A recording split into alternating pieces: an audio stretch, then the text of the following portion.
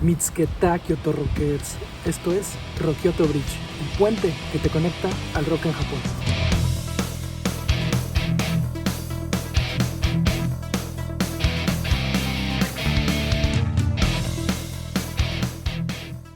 Hasta antes de este concierto, mis experiencias en Japón habían sido con bandas de rock que, si bien tienen elementos distintivos de la cultura nipona, ofrecen un espectáculo que comparte varias similitudes con grupos del mismo género e incluso de otros países. Sin embargo, ver a una superagrupación de taiko ha sido mi primer show donde todo ha sido 100% con instrumentos tradicionales japoneses.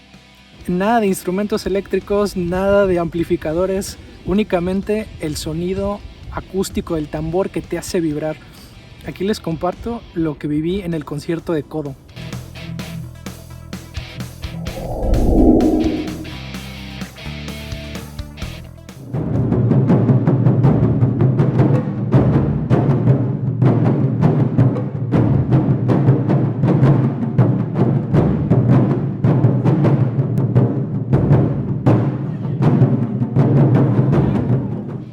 Kodo es un ensamble de taiko que comenzó en 1981, fundado en la isla de Sado, al este del mar de Japón. De los 34 músicos que hoy conforman el grupo, solo quedan 4 de los miembros originales. De hecho, la gran mayoría ni siquiera habían nacido cuando Kodo ya realizaba sus presentaciones. El nombre de este ensamble es un juego de palabras en el idioma japonés, ya que puede tener dos significados. Por un lado, la traducción más común sería la de latido, pero también otra posible lectura que significa niños del tambor, ambos conceptos muy adecuados para la esencia de su música. Kodo es la agrupación de taiko más prestigiosa de Japón. Han tocado en 52 países diferentes a lo largo de su trayectoria y han participado en varios eventos importantes, incluyendo la ceremonia de la Copa del Mundo de Fútbol Corea-Japón con el tema oficial del Mundial, titulado Vangelis.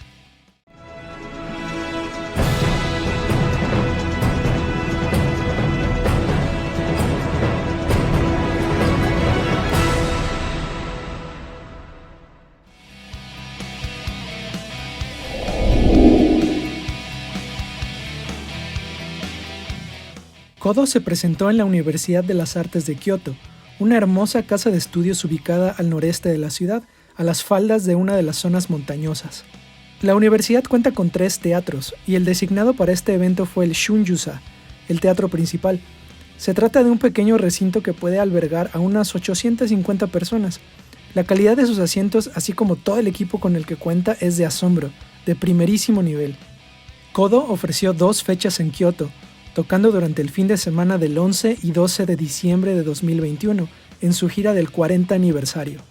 Un dato curioso fue que nos pidieron que antes de entrar al teatro, escribiéramos nuestros nombres y teléfonos al reverso del boleto que sería entregado al staff, en caso de que tuviéramos que ser notificados de algún caso positivo de COVID dentro de los asistentes.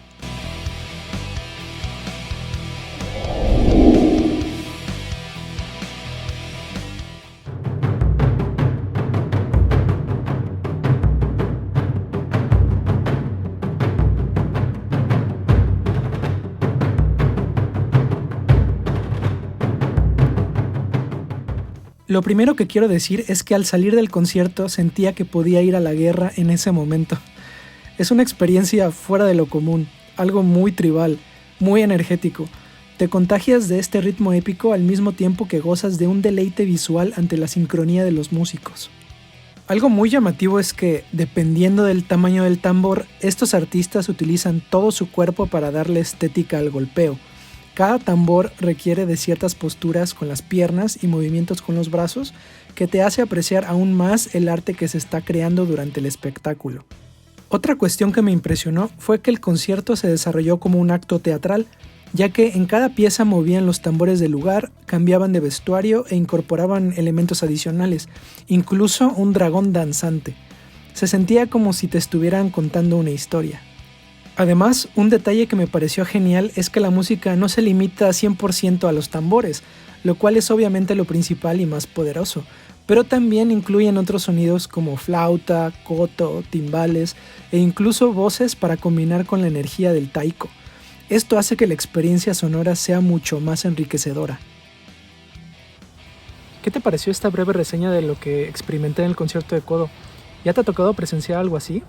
Y si no has tenido la oportunidad de escuchar un poquito más sobre este tipo de música tradicional japonesa, te recomiendo que puedas buscar presentaciones de taiko, e incluso pues las presentaciones de los grupos escolares son buenísimas. Ukini Kyoto Rockers, feliz año nuevo y regreso pronto.